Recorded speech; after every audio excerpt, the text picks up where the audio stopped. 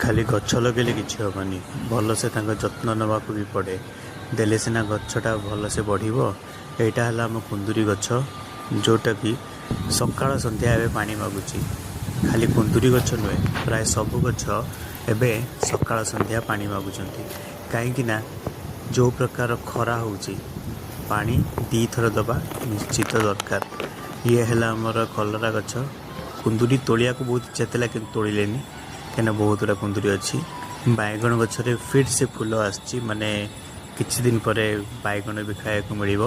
ये है आमर झुडुंग तो झुडुंग नुआ गछ लगी सेटा एबे बड़ होइकिना एबे फल धरी फूल भी होची फल भी धरी।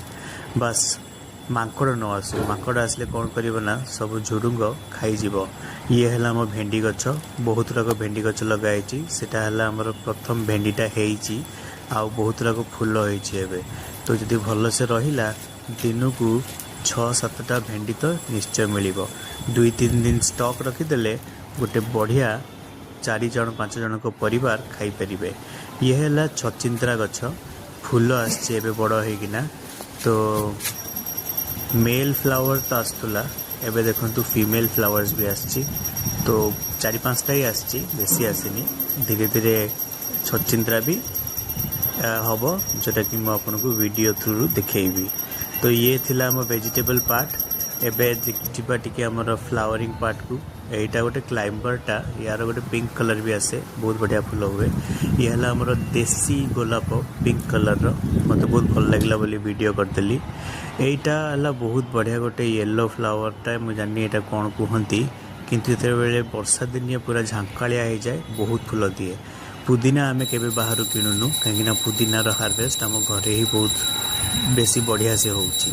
बस आपन को मझे मझे भल से नहीं जबार अच्छी टुंकी नबार अच्छी। तो यहाँ लगी गोटे आंब गछ मूल तले। ये है आम नुआ एडिशन यहाँ है चंपा गछ येलो चंपा गोटे धला भी आसे ये येलोटा यहाँ नुआ बापा आनी लगे बढ़िया बसुची।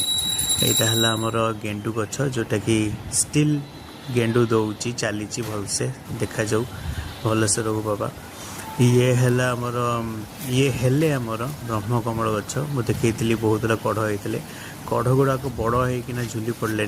जो प्रकार खरा हो मत बिल्कुल आशा नाला कि किसी भी कढ़ रनिवे एतिक सब कढ़ सब पड़ जाइए आहरी पड़ पारे श्योर नुहे मुझे रहा जदि फुटिला किछिटा भी फूल मुझे को निश्चय देखी ये सब लास्ट जो कढ़ देखा है सब भल कढ़।